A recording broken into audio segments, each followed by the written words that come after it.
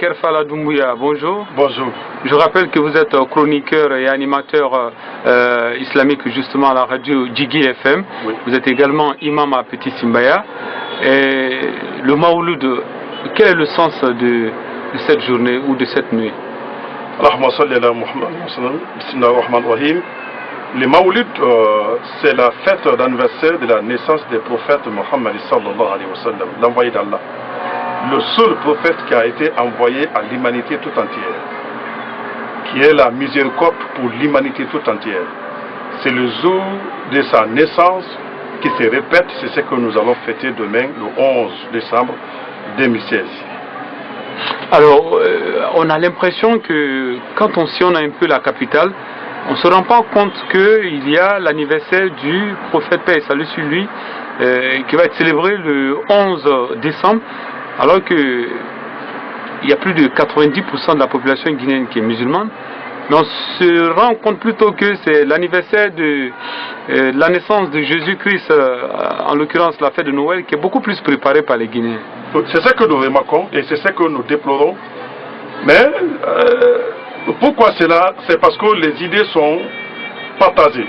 C'est que le point de vue sont partagés. D'aucuns disent qu'on ne doit pas fêter l'anniversaire de c'est que la fête d'anniversaire, la fête de naissance du prophète Mohammed sallallahu alayhi wa sallam. Pourquoi? Parce que lui ne l'a pas fait.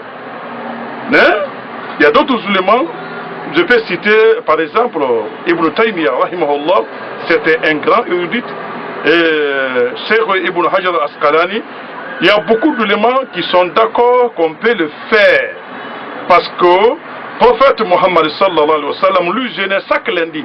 Et lorsque ses compagnons, certains de ses compagnons lui ont demandé, nous te voyons souvent jeûner chaque lundi, et dit je jeûne le lundi pour remercier le bon Dieu parce que moi je suis né un lundi. Et lorsque un des fervents opposants au prophète Mohammed sallallahu alayhi wa sallam, qui n'est autre personne que son oncle paternel, c'est qu'Abu Lahab, quand Abu Lahabi, le jour où ils sont venus lui annoncer la naissance du prophète Mohammed sallallahu alayhi wa sallam, il n'était pas encore, c'est qu'il n'a jamais accepté la religion musulmane. Il a libéré parce qu'à l'époque, quand un enfant, un garçon naissait dans une famille, tout le monde était content.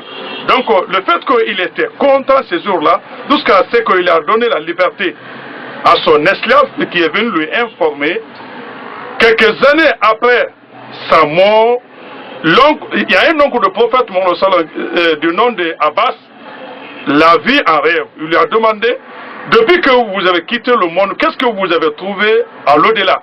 Il dit, depuis que je suis venu à l'au-delà, je ne vois que de peine, c'est que de difficultés.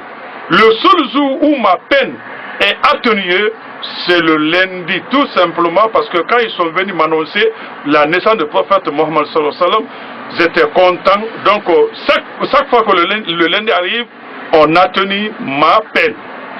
Donc ces arguments-là permettent à certains musulmans de dire qu'on doit fêter l'anniversaire, c'est que la fête d'anniversaire de la naissance du prophète Mohammed sallallahu alayhi wa sallam, mais que ceux qui disent qu'on doit faire ou ceux qui disent qu'on doit pas faire, il ne faut pas qu'il y ait des injures de part et d'autre.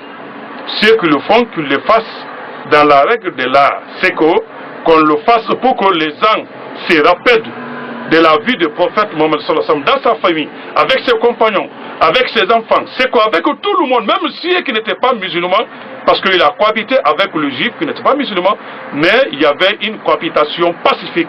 Donc pour dire à l'humanité tout entière que la religion musulmane est une religion de paix, une religion de pardon, une religion de tolérance, une religion d'acceptation, même ceux qui ne sont pas musulmans.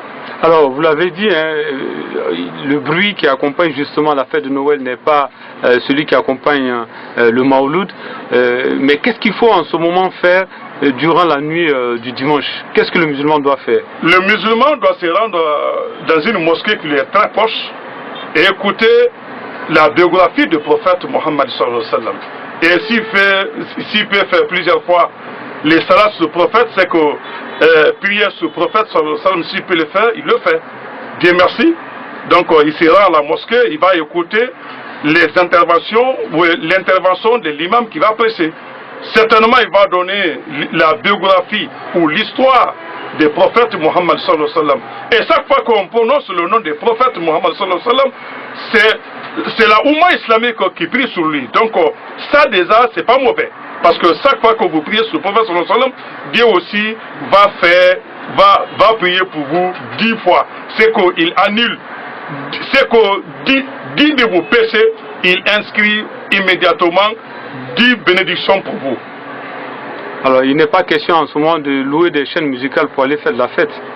Non, c'est que c'est pas interdit, c'est que pour aller faire la fête comme quoi, c'est que pour aller faire la fête, c'est pour que tout le monde puisse entendre. On peut louer les chaînes musicales, il n'y a pas de problème. Si c'est le son islamique qu'on va mettre, ou bien si ça permet aux conférenciers d'être entendus par tout le monde, il n'y a pas de problème. Imam Kerfala Doumbouya, merci d'avoir répondu à nos questions. C'est moi qui vous remercie.